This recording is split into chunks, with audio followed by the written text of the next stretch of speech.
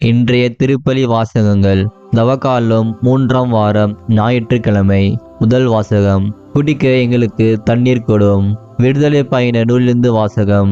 அதிகாரம் 17, இறைவசனங்கள் 3 முதல் 7 முடிய. அந்நாள்களில் இஸ்ரேல் மக்கள் சின் பாலைநிலத்திலிருந்து இரபிதம் வந்து அங்கு பாளையம் இறங்கினர். அங்கு தண்ணீரின்றி தவித்ததால் மக்கள் மோசேயை எதிர்த்து முறுமுறுத்து, நீர் எகிப்திலிருந்து எங்களை வெளியேற செய்தது எங்களையும் எங்கள் பிள்ளைகளையும் கால்நடைகளையும் தாகத்தால் சாகடிக்கவா என்று கேட்டனர். மோசே ஆண்டவரிடம், இந்த மக்களோடு நான் என்ன செய்வேன்? இன்னும் கொஞ்சம் போனால் என் மேல் கல் எறிவார்களே என்று கதறினார். ஆண்டவர் மோசேயிடம், இஸ்ரேல் தலைவர்கள் சிலரை உன்னோடு அழைத்து கொண்டு மக்கள் முன் செல். நைல் நதியை அடித்த உன் கோலையும் கையில் எடுத்து கொண்டு போ. இதோ நான் அங்கே ஓரேபில் உள்ள பாறையில் உனக்கு முன் நிற்பேன். நீ பாறையை அடி, மக்கள் குடிக்க அதிலிருந்து தண்ணீர் புறப்படும் என்றார். இஸ்ரேல் தலைவர்கள் காண மோசே அவ்வாறே செய்தார். இஸ்ரேல் மக்கள் அங்கு வாதாடியதாலும் ஆண்டவர் தம்மோடு இருக்கிறாரா இல்லையா என்று சோதித்ததாலும் அவ்விடம் மாசா என்றும் மெரிபா என்றும் பெயரிட்டு அழைக்கப்பட்டது. ஆண்டவரின் அருள்வாக்கு. இறைவனுக்கு நன்றி.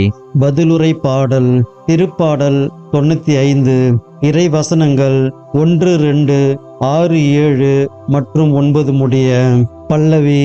உங்கள் இதயத்தை கடினப்படுத்தாதீர், ஆண்டவர் குரலை கேட்டிடுவீர்.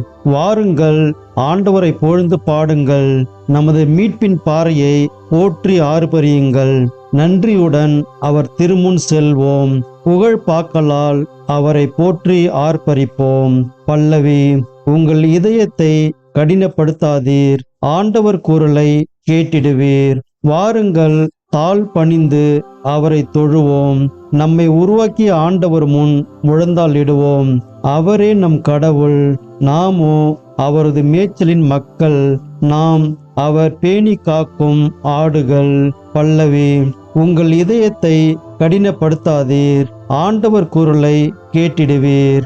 இன்று நீங்கள் அவரது குரலுக்கு செவி கொடுத்தால் எத்துணை நலம். அன்று மெரிபாவிலும் பாலை நிலத்தில் மாசாவிலும் செய்தது போல் உங்கள் இதயத்தை கடினப்படுத்திக் கொள்ளாதீர்கள். அங்கே உங்கள் மூதாதையர் என்னை சோதித்தனர், என் செயல்களை கண்டிருந்தும் என்னை சோதித்து பார்த்தனர். பல்லவி. உங்கள் இதயத்தை கடினப்படுத்தாதீர், ஆண்டவர் குரலை கேட்டிடுவீர். இரண்டாம் வாசகம். தூய ஆவியின் வழியாய் கடவுளின் அன்பு நம் உள்ளங்களில் பொழியப்பட்டுள்ளது.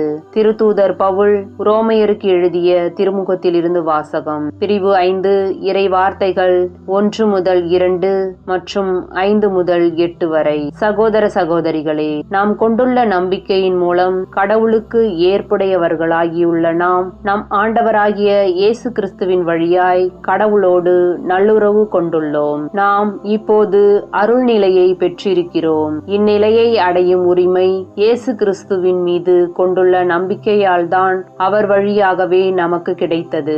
கடவுளின் மாட்சியில் பங்கு பெறுவோம் எனும் எதிர்நோக்கில் நாம் பெருமகிழ்வும் கொள்ள முடிகிறது.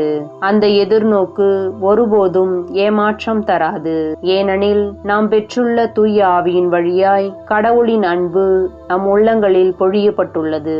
நாம் இறைப்பற்று இன்றி வலுவற்று இருந்தபோது குறித்த காலம் வந்ததும் கிறிஸ்து நமக்காக தம் உயிரை கொடுத்தார். நேர்மையாளருக்காக ஒருவர் தம் உயிரை கொடுத்தலே அரிது.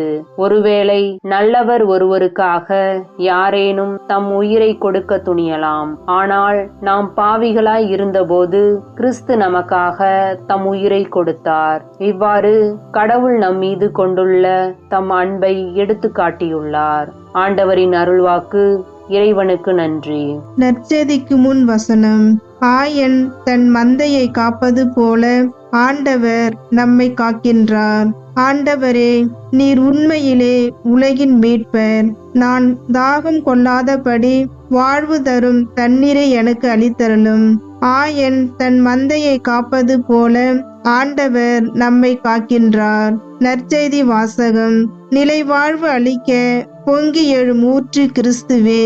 யோவான் எழுதிய தூய நற்செய்தியிலிருந்து வாசகம்.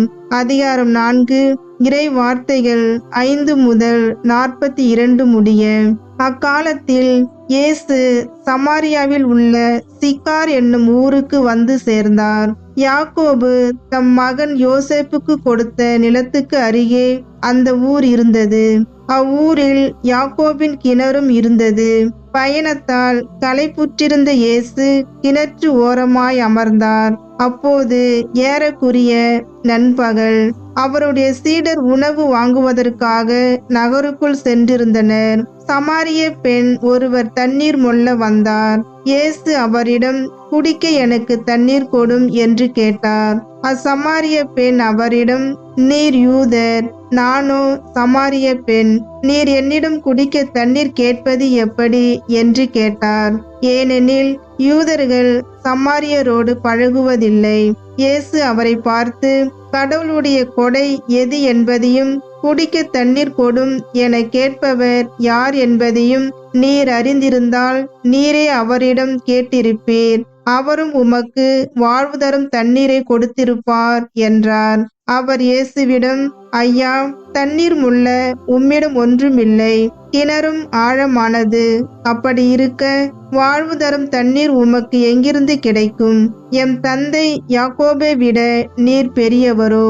அவரே எங்களுக்கு கிணற்றை வெட்டி தந்தார்.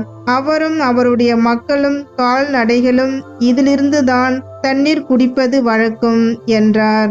இயேசு அவரை பார்த்து, இந்த தண்ணீரை குடிக்கும் ஒவ்வொருவருக்கும் மீண்டும் தாகம் எடுக்கும். நான் கொடுக்கும் தண்ணீரை குடிக்கும் எவருக்கும் என்றுமே தாகம் எடுக்காது.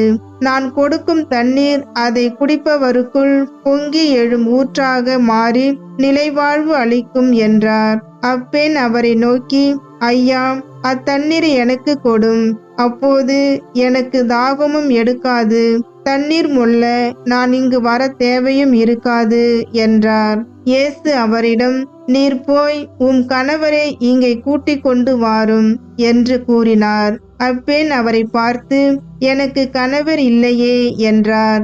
இயேசு அவரிடம், எனக்கு கணவர் இல்லை என நீர் சொல்வது சரியே. உமக்கு 5 கணவர்கள் இருந்தார்கள் என்றாலும் இப்போது உம்முடன் இருப்பவர் உம் கணவர் அல்ல. எனவே நீர் கூறியது உண்மையே என்றார். அப்பெண் அவரிடம், ஐயா, நீர் ஓர் இறைவாக்கினர் என கண்டு கொண்டேன். எங்கள் முன்னோர் இம்மலையில் வழிபட்டு வந்தனர்.